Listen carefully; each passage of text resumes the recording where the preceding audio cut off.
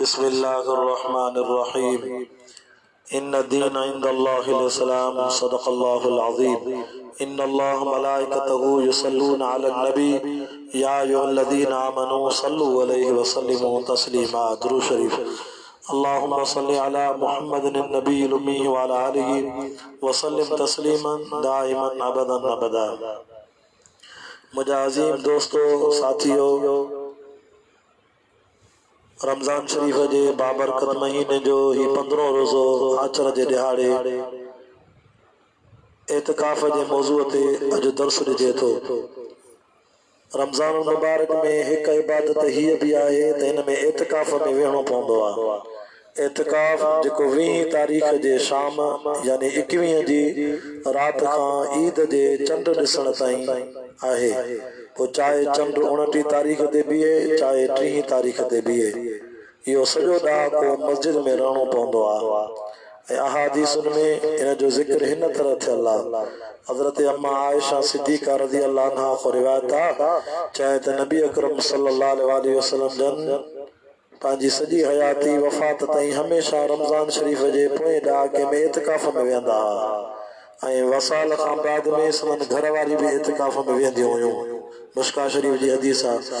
हज़रत अबू हुरैरा साहबी रज़ी अल्लाह अन्हु खां रिवायत आहे त हर साल जिब्रील अलैहिस्सलाम नबी सल्लल्लाहु अलैहि वसल्लम जन हिक ॿिए खे हिकु भेरो क़ुरान शरीफ जो दौर ॿुधाईंदा, मगर जंहिं साल में नबी साईं वफ़ात कई उन में हिक ॿिए खे ॿ दफ़ा क़ुरान जो ख़त्म ॿुधायो। अहिड़ीअ तरह हर साल में रमज़ान शरीफ जे आख़िरी ॾहाके में एतिकाफ़ में वेहंदा, मगर जंहिं साल साईं जन जी ज़िंदगीअ जो आख़िरी रमज़ान हो उन साल साईं जन बजाए 10 ॾींहं जे 20 ॾींहं बि एतिकाफ़ में वेठा हुआ। हज़रत अनस रज़ी अल्लाह अन्हु खां रिवायत आहे, चए त नबी सल्लल्लाहु अलैहि वसल्लम रमज़ान शरीफ जो पोयों ॾहाको एतिकाफ़ में वेहंदा हुआ। पोइ हिकु साल एतिकाफ़ में न वेठा, पोइ जॾहिं उन खां बाद ॿियो साल आयो त हुन में वरी 20 ॾींहं एतिकाफ़ में वेठा हुआ। हज़रत आयशा खां रिवायत आहे, चए त रसूलुल्लाह सल्लल्लाहु अलैहि वसल्लम एतिकाफ़ में वेहण जो इरादो कंदा त 20 तारीख़ जी सुबुह जी नमाज़ पढ़ी पंहिंजे एतिकाफ़ में वेहण वारी जाइ में हलिया वेंदा हुआ। हज़रत इब्न उमर फरमाए थो, जॾहिं नबी सल्लल्लाहु अलैहि वसल्लम एतिकाफ़ में वेहंदा त साईं जन जे लाइ तौबा वारे थंबे जे पोयों बिस्तरो विछायो वेंदो हो या खट रखी वेंदी हुई। हुज़ूर सल्लल्लाहु अलैहि वसल्लम रमज़ान जे पोएं ॾहाके में इबादत लाइ संदरो ॿधंदा, रातिनि जो जाॻंदा हुआ, पंहिंजे घर वारनि खे इबादत लाइ जाॻाईंदा हुआ। रमज़ान शरीफ जे पोएं ॾहाके में इबादत जी एतिरी कोशिश कंदा जो ओतिरी कोशिश ॿियनि ॾींहंनि में न कंदा हुआ। एतिकाफ़ जो सवाब बि वॾो आहे। हज़रत इब्न अब्बास रज़ी अल्लाह अन्हु खां रिवायत आहे, फरमाए त एतिकाफ़ वारो गुनाहनि खां बंदि रहे थो त हिनखे समूरनि नेकिन कंदड़ वांगुरु नेकिन जो बदिलो ॾिनो वञे थो। छो त एतिकाफ़ वारे जो मस्जिद में वेहण बि इबादत आहे। एतिकाफ़ वारे जो मस्जिद में सुम्हण बि इबादत आहे। अल्लाह जे घर में वेठो वुज़ू सां वेहे, वुज़ू जी हालत सां मस्जिद में वेहण इहो बि वॾो सवाब आहे। एतिकाफ़ इंसाननि खे गुनाहनि खां बचाए थो। एतिकाफ़ वारे खे समूरनि नेकिन जो ईअं सवाब ॾिनो वञे थो जीअं समूरनि नेकिन कंदड़ जो सवाब ॾिनो वञे थो। त हिन हदीस मां एतिकाफ़ वारे जी केॾी न फज़ीलत मालूम थी जो उनखे उन शख़्स जेतिरो सवाब मिले थो जेको राति ॾींहं नेकिन जा सभु क़िस्म करे ऐं नेकिन जा एतिरा क़िस्म आहिनि जो ॻणण खां मथे आहिनि। पोइ उहो इन इंसान खे ॻणण खां मथे नेकिन जे समूरनि क़िस्मनि जो राति ॾींहं एतिकाफ़ वारे खे सवाब मिली वञे थो। एतिकाफ़ जी माना छा आहे, तरीक़ो छा आहे? एतिकाफ़ चवंदा आहिनि त जॾहिं मस्जिद में एतिकाफ़ जी नियत सां वेहण, रमज़ान शरीफ जे पोएं ॾहाके में एतिकाफ़ में वेहण इहो सुन्नत मुअक्कद आहे। मर्दनि जे लाइ सभ खां अफ़ज़ल जाइ मस्जिद आहे। सभ खां अफ़ज़ल जेको आहे मस्जिदुल हराम जो आहे, काबतुल्लाह वारी मस्जिद।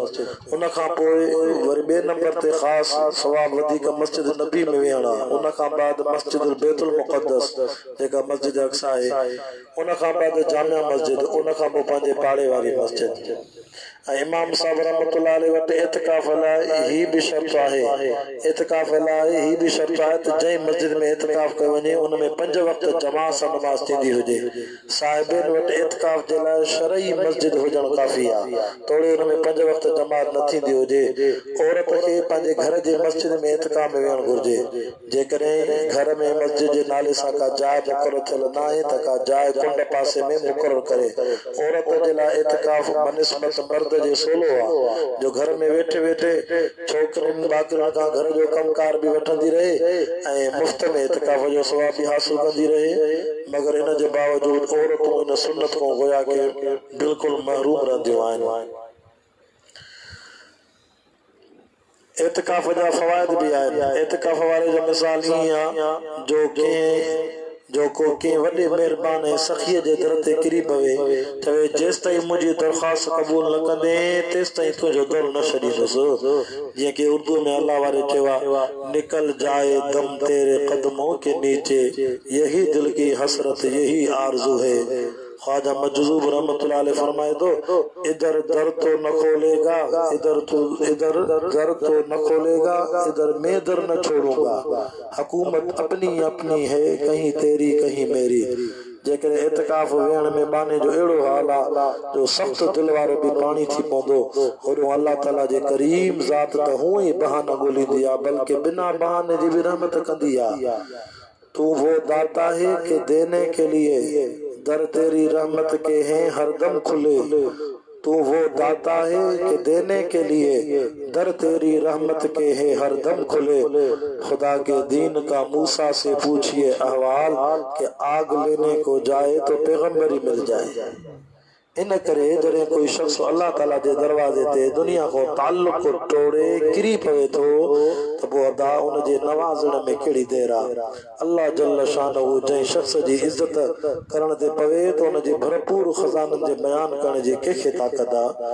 अल्लामा इब्न क़य्यिम रहमतुल्लाह अलैह फरमायो त इत्काफ खां मक़सूद दिल खे समूरी दुनिया को हटाए अल्लाह पाक जी ज़ात सां ॻंढणु आहे ऐं समूरनि कमनि जे मशगूल हुजण जे बदिले में उन ज़ात अक़दस में मशगूल थियणु आहे। उन जे ग़ैर खां ताल्लुक़ तोड़े अहिड़ी तरह ज़ात पाक में इंसान लॻी वञे जो समूरा ख़्यालात ऐं फ़िक्रात उन ज़ात जे तरफ़ मुतवजा थी वञनि।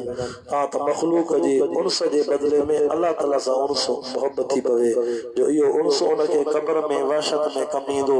पोइ जंहिंजी दिलि में उनस अल्लाह ताला जी ज़ात पाक सां थी पवंदो, उनजो केॾी न लज़त सां वक़्तु गुज़रंदो। मराक़िल फलाह जे मुसन्निफ़ लिखियो आहे त इत्काफ जेकॾहिं ख़ुलूस सां अदा कयो वञे त अफ़ज़ल तरीन अमाल मां आहे। इन जा फ़ाइदा शुमार खां घणा, जो दिलि खे सारी मख़लूक खां ध्यानु हटाए हक़ीक़ी मौला जे तरफ़ थी पवे थो। ऐं उन खां अलावा ॿियो फ़ाइदो इहो आहे त इत्काफ वारे खे लैलतुल क़द्र नसीब थींदी। लैलतुल क़द्र नसीब थींदी। ज़ाहिर ॻाल्हि आहे उहो मस्जिद में राति जो जाॻंदो, 21 जी राति, 23, 25, 27, 29, 5 राति जो जाॻंदो त हिन में हिक न हिक राति हिनखे लैलतुल क़द्र 80 सालनि जी इबादत जो सवाबु घर वेठे मुफ़्त में मस्जिद में अल्लाह जे घर में हिनखे मिली वेंदो। ऐं नंबर 3, इत्काफ वारे जो समूरो वक़्तु राति ॾींहुं 24 कलाक हुन जा इबादत में शुमार। नंबर 4 फ़ाइदो, इत्काफ वारो गुनाहनि खां महफ़ूज़ थी वञे थो। नंबर 5, इत्काफ वारो फ़रिश्तनि जे मुशाबह थी वञे थो, छो त हुन जा मलाइकनि वांगुरु हुन जा पूरा 24 कलाक इबादत में शामिल आहिनि। नंबर 6, इत्काफ जे लाइ जॾहिं त मस्जिद शर्त आहे, मस्जिद कंहिंजो घर आहे, वातल मसाजिद लिल्लाह, मस्जिद अल्लाह जो घर आहे। इन करे इत्काफ वारे जी अल्लाह वटि इज़त आहे, छो त उहो अल्लाह ताला जो महिमान आहे। इत्काफ 3 क़िस्म अथव। हिकिड़ो वाजिब, इहो बास बासण सां थींदो आहे। मसलन कोई शख़्स हीअ बास बासे, जेकॾहिं अदा मूंखे पुटु ॼायो त मां हेतिरा ॾींहं इत्काफ में वेंदुमि।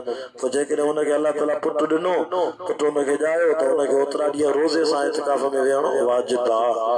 इन करे जेकॾहिं हिन इत्काफ में हीअ नियत कई त बिना रोज़नि जे वेंदुसि, तॾहिं बि हुनखे रोज़ा रखणा पवंदा, छो त वुजूबी इत्काफ लाइ रोज़ो शर्त आहे। नंबर 2, इत्काफ सुन्नत मुअक्कदा थींदो आहे, उहो रमज़ान शरीफ़ जे आख़िरी ॾहाके वारो इत्काफ। 4 मुस्तहिब, ऐं इहो वाजिब ऐं सुन्नत खां सवाइ बाक़ी इत्काफ आहे। इन जे लाइ न रोज़ो शर्त आहे न वक़्तु।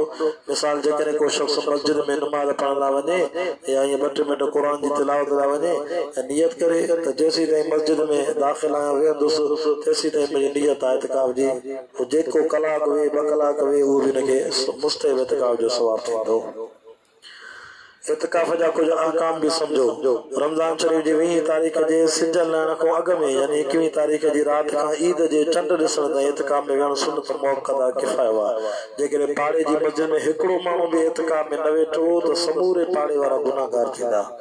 हिकिड़ो माण्हू इतिकाफ़ में वेठो त समूरे पाड़े खां ॿाहिरि रही वेंदो। जेकॾहिं को बि न वेठो त समूरा पाड़े वारा गुनाहगार थी पवंदा।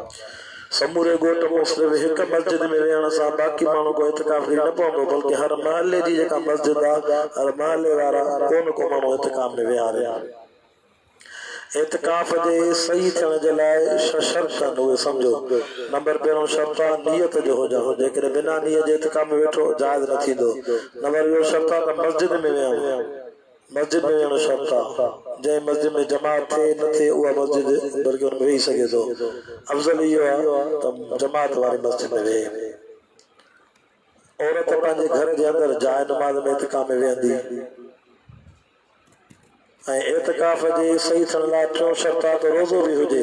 ज़ाहिर आहे त मसनून इतिकाफ़ में रमज़ान शरीफ़ वारो रोज़ो हूंदो आहे। इन करे जेकॾहिं मरीज़ या मुसाफ़िर बिना रोज़े जे रमज़ान शरीफ़ जे पोएं ॾांहुं के इतिकाफ़ में वेठो इहो इतिकाफ़ मसनून न चइबो, बल्कि इहो मुस्तहब या नफ़ुल चइबो। चौथों शर्त आहे त इस्लाम माना मुस्लमान हुजे, काफ़िर न हुजे। पंजो शर्त आहे त अकुल हुजे, चरियो न हुजे, मजनू न हुजे। छहों शर्त आहे त जुंब ऐं हेज़ ऐं निफ़ास खां पाक हुजे। छो त इतिकाफ़ मस्जिद में हूंदो आहे। इन टिनी हालतुनि में मस्जिद में वञणु मना आहे। इतिकाफ़ जा मुस्तहबात कहिड़ा आहिनि? नंबर पहिरियों भलाईअ जी ॻाल्हि खां सवाइ घणो न ॻाल्हाए। ॿियो रमज़ान शरीफ़ वारो इतिकाफ़ हर साल अदा करे। टियों क़ुरान पाक जी तिलावत, हदीस ऐं इल्म खे लाज़िम करे वठे। पिणु दीनी तालीम या नबी सल्लल्लाहु अलैहि वसल्लम नबीअनि जी सीरत खे ॾिसी ॿुधे, किताबनि जा मुताला करे, क़ुरान शरीफ़ जे तर्जुमे खे माना सां सम्झे, तफ़सीर पढ़े। ऐं इतिकाफ़ वारे खे घुर्जे त नफ़ली इबादत बि अदा करे। मस्जिद में मस्जिद शरीफ़ जे सामान जी हिफ़ाज़त करे। मस्जिद शरीफ़ में गंदगी न करे, सफ़ाई जो ख़्यालु रखे। ऐं सुबुह जो जमा 5 ई वक़्त जमात सां नमाज़ पढ़े। सुन्नत मुअक्कदा बि अदा करे, सुन्नत गैर मुअक्कदा बि अदा करे। ऐं इतिकाफ़ वारो त अल्हम्दुलिल्लाह नफ़ली इबादत बि करे सघे थो। फजर जी नमाज़ खां पोइ सुम्ही न पवे, बल्कि अल्लाह जो ज़िक्र करे, इस्तग़फ़ार कंदो रहे, नबी सोणे सल्लल्लाहु अलैहि वसल्लम ते दुरूद पढ़ंदो रहे। पर इशराक जी नमाज़ पढ़ी पोइ नफ़ल इशराक पढ़ी करे पोइ सुम्ही पवे। वरी 9-11 बजे उथे, वरी चाश्ती जी नमाज़ अदा करे।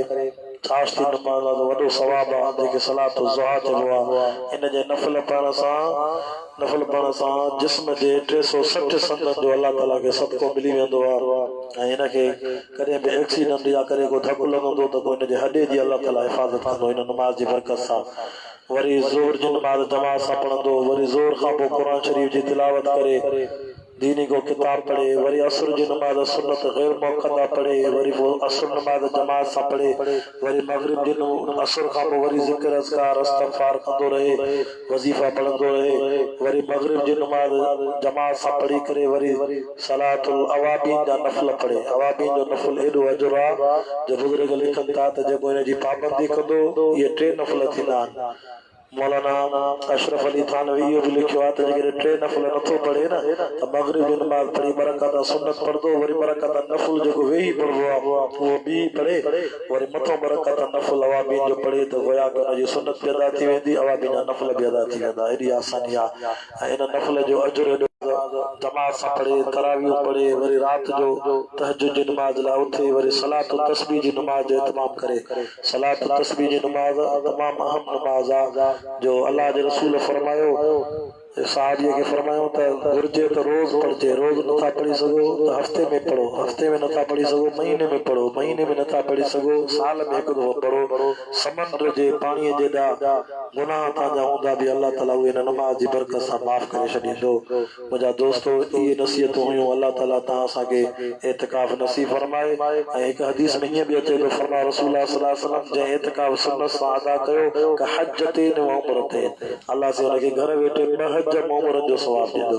हज में 8 लख रुपया ख़र्चा, उमरे में 2.5-3 लख ख़र्चा, माना 2 उमरा त 5 लख, 8 वटि 16, 16 5 21 लख रुपया ख़र्च करे तकलीफ़ करे होॾे वञे पोइ ॿ हज ऐं उमरा जो सवाब थिए पर इतिकाफ़ वारे खे सुभान अल्लाह मस्जिद में 10 ॾींहं सुन सां इतिकाफ़ करे त इहो सवाब घर वेठे कमाए केॾो अजुर आहे। अल्लाह ताला असांखे बि तव्हांखे बि इतिकाफ़ नसीब फरमाए इतिकाफ़ पंहिंजी ज़िंदगीअ में अदा करण जी तौफ़ीक़ बख़्शे ऐं इतिकाफ़ वारे खे वरी इतिकाफ़ वारे जो इतिकाफ़ वारे खे इतिकाफ़ सही नमूने अदा करण जी तौफ़ीक़ नसीब फरमाए। अॼु ख़ैर सां असांजा हिन महीने जा 4 दर्स पूरा थिया वरी इंशाअल्लाह 17 रमज़ान 18 जी राति पंहिंजो ख़त्म पूरो थींदो तरावीह जो उन खां पोइ वरी असांजा जलसा प्रोग्राम सिंध बलोचिस्तान में तारीख़ ॾिनल ख़त्मुल क़ुरान जा प्रोग्राम उन्हनि में मसरूफ़ थी वेंदासीं इंशाअल्लाह। वरी ईद खां बैद वक़्तु मिलंदो त वरी छंछर आचर ते हफ़्तेवार दर्स हलाइबो मुख़्तलिफ़ मौज़ूआत ते इंशाअल्लाह। हींअर दोस्तनि को इजाज़त वठूं था रमज़ान जा आख़िरी ॾाह के प्रोग्रामनि उन्हनि में मसरूफ़ थींदासीं ज़िंदगी रही त वरी ईद खां पोइ कॾहिं छंछर आचर ते मुलाक़ात थींदी। अल्लाह ताला मुंहिंजे कलमात खे क़बूल फरमाए वमा अलैना इल्लल बलागुल मुबीन। अस्सलामु अलैकुम व रहमतुल्लाहि व बरकातहू।